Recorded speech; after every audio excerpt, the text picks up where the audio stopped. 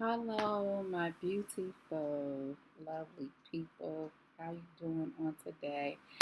So today is I want to give you all a story time. Give you all a story time, and I'm going to tell you a story about one of my brothers. One of my brothers who became blind, and tell you about how he got blind, and I'm going to tell you, about his passing, his death.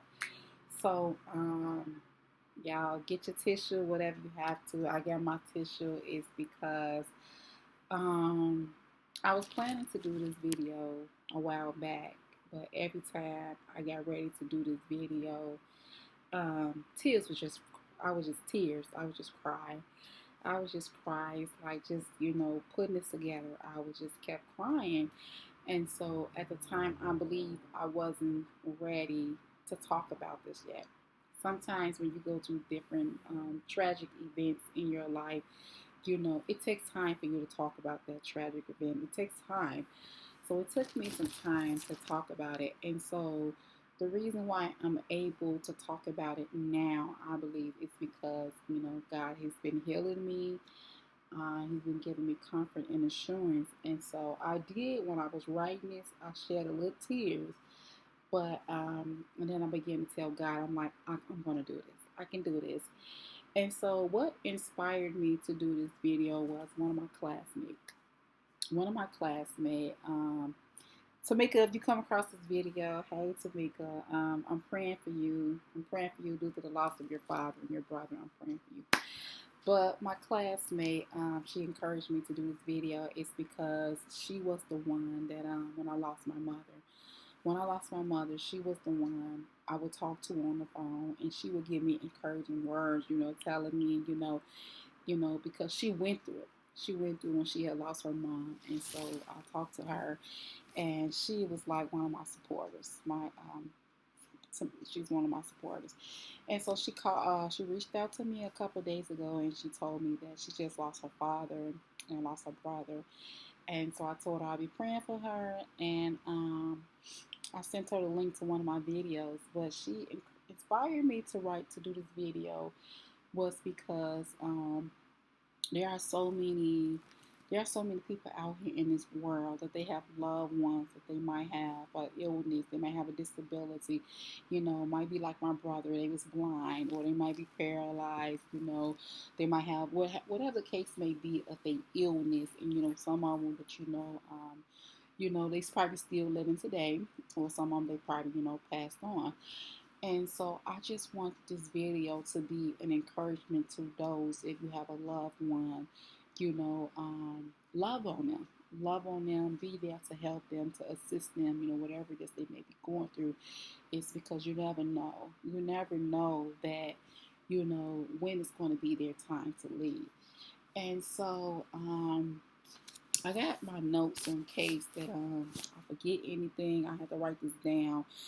I'm going to try to give you all the shortest version as possible, because if I would just go from detail to detail, this video will be too, so I'm just going to give you all the shortest version, give you a brief description of my brother.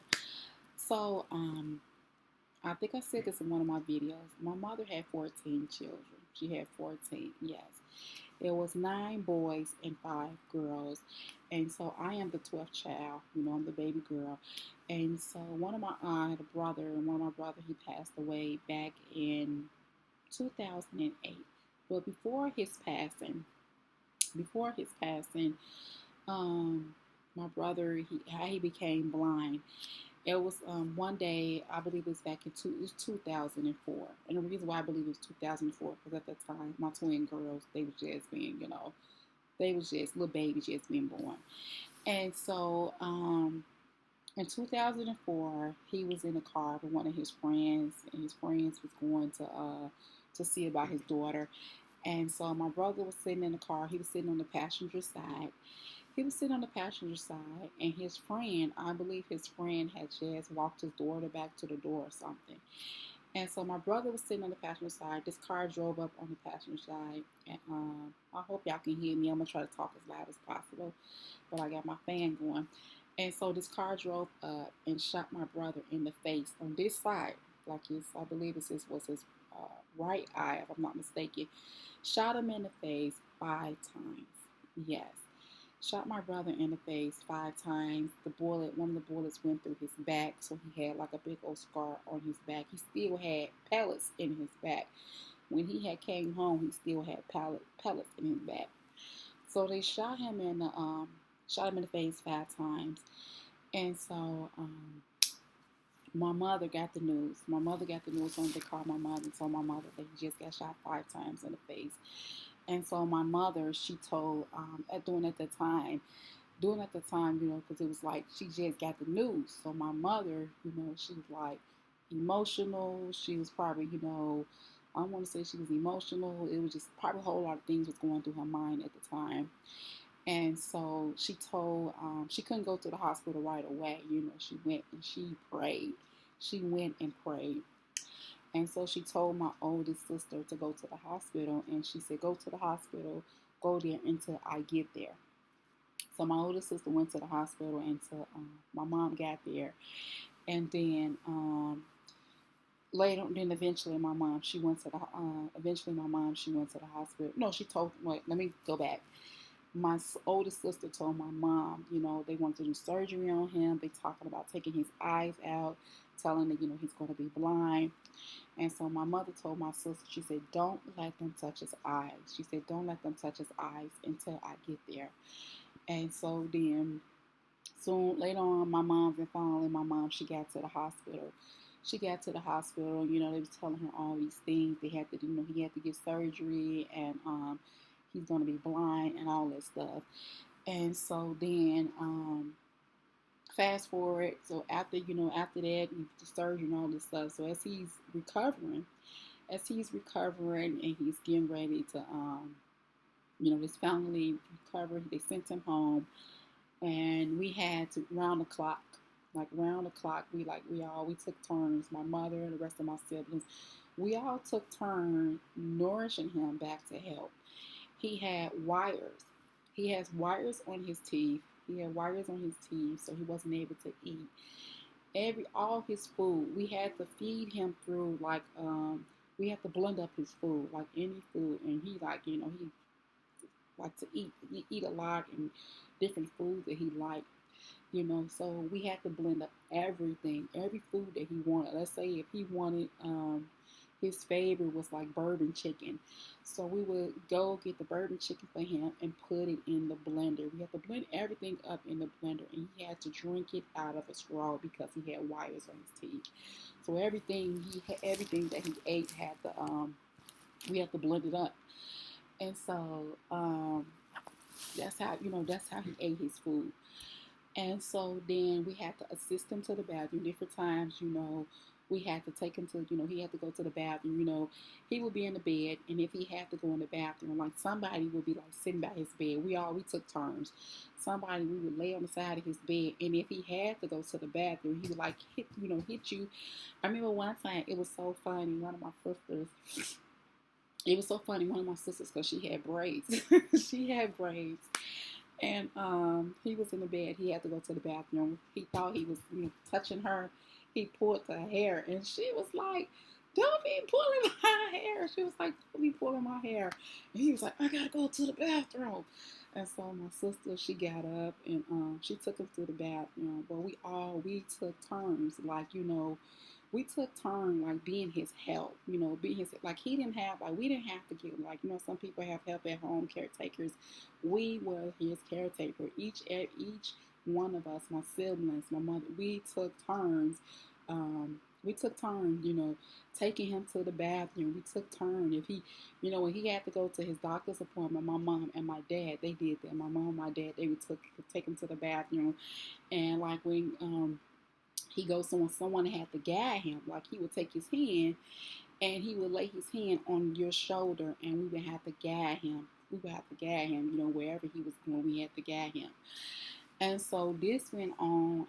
This went on for quite a while, and then later on, he started recovering more and more. He started to recover. He was recovering more and more to the point where one day One day he went outside. One day he went outside and he began to see a light. He began to see a light in his other eye. He began to see a light. And so, like he was getting like slowly but surely, like he was kind of like getting his eyesight back. So one day, this is how I knew like he was able to see. It was so funny. One day I knew like he was able to see. I was in the room, and he had these brown jogging pants. He had these brown jogging pants, and I put the jogging pants on one day. And I came in the room. I had the jogging pants on. So he asked me another day. He asked me. He said, "Melissa." He asked me. No, he called me by my nickname. He called me by my nickname. My nickname is Leah. And so he called me by my nickname, and he was like, "Lilia." And I was like, "Huh?" He said, "Where them brown jogging pants at?"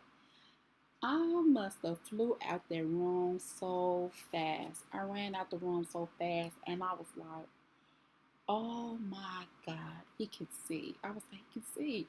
Because I'm looking like, how did he know that I had on those brown jogging pants? I'm like, he can see. And so I ran out the room, and I think I told my mother, and I was like, "Mom," I was like, "Mom, Masha can see." I said, "Mom, Masha can see."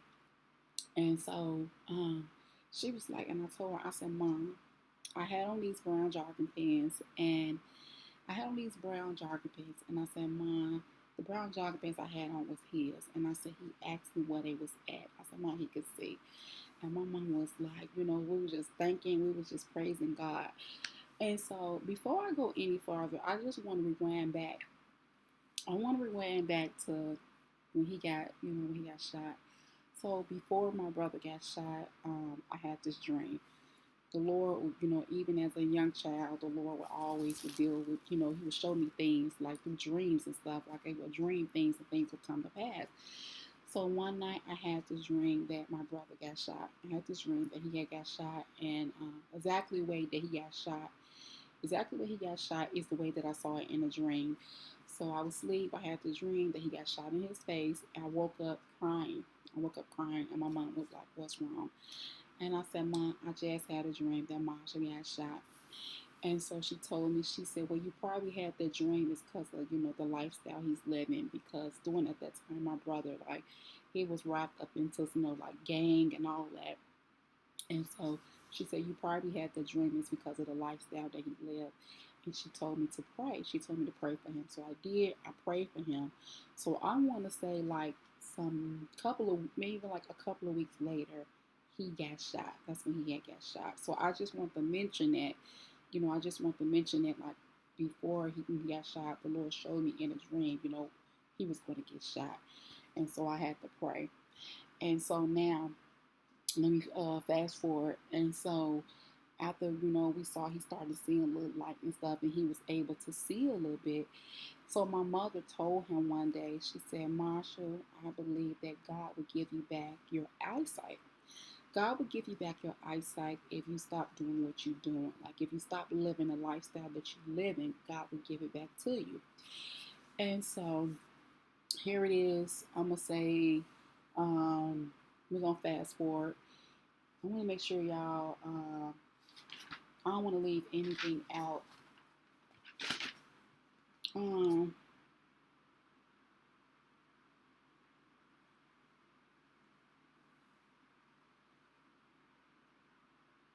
Oh. So I remember. I'm gonna share this. I'm gonna share this with you all. So that was this when I first got saved. I had got saved in 2017.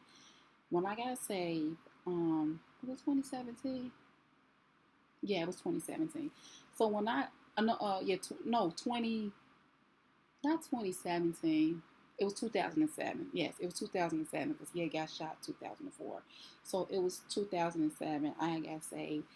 So my brother that once one was blind. Um, when I got saved, the Lord helped me to tell him that I had got saved. It's because during the time, like I was like one of those people, like I want to say like I was his main help, but I would say like next to my mom, like my mom, she was like his biggest help, and me. Then it was like me and my other sibling.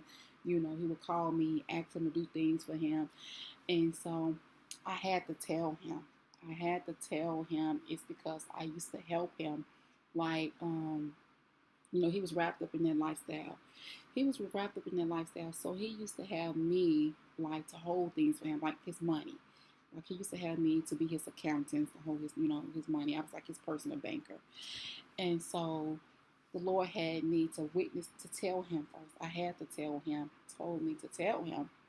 And he was like, you have to tell him, you have to tell him that just got saved and that you can no longer, hold his, you can no longer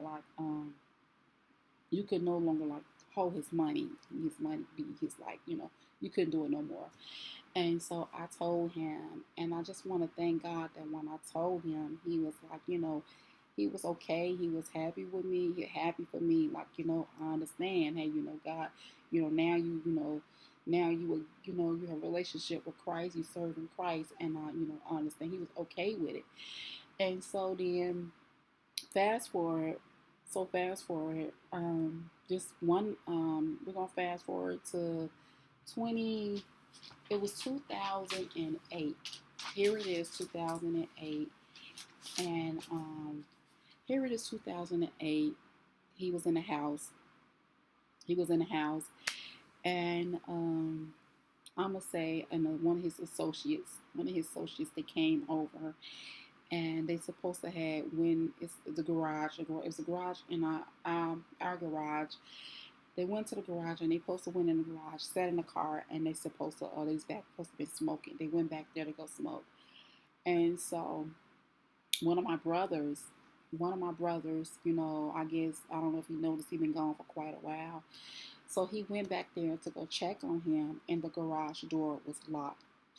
The garage door was locked. He couldn't get in, and so he asked me, like, Melissa, can you get the extra set of keys?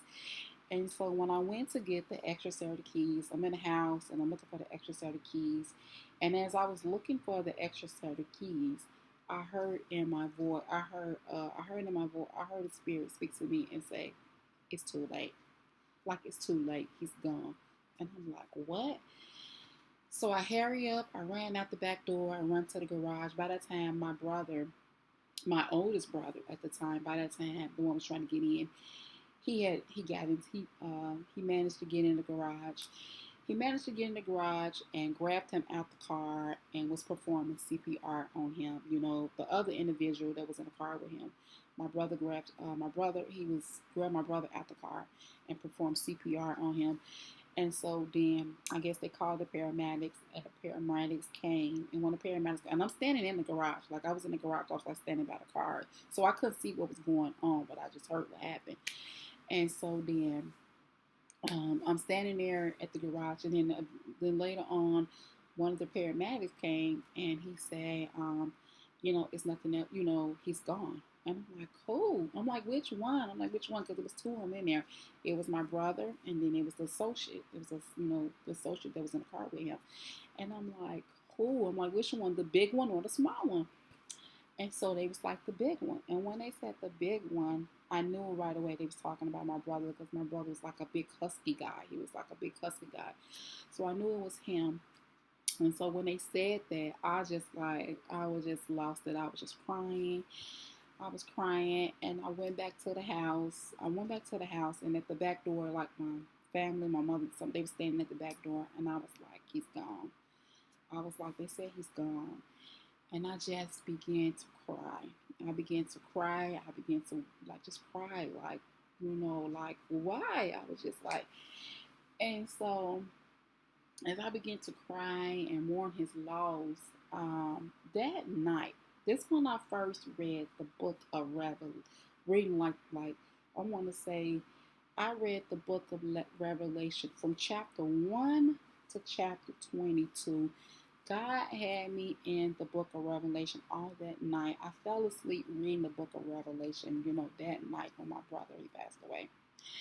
And so, my mom, after the paramedics, so they was back there. And so then my mother have a friend in the family. They have a funeral home, and so she called her, and they came, came to get his body. And so, We that night we just that night we were just mourning his we were just mourning his loss. And so the cause of his death, they said it was the cause of his death, they said it was carbon monoxide. But God showed me something else. He showed me something else, and I don't want to share it in this video because it's something God gave me. He shared with me. God showed me something else was relating to his cause of death. And so I just wanna I just want to share with you all, you beautiful, lovely people, that if you have a loved one, if you have a loved one, whatever the case may be, if they blind, like my brother, they blind, or if they was living a lifestyle that wasn't unpleasing to God, you need to pray for them.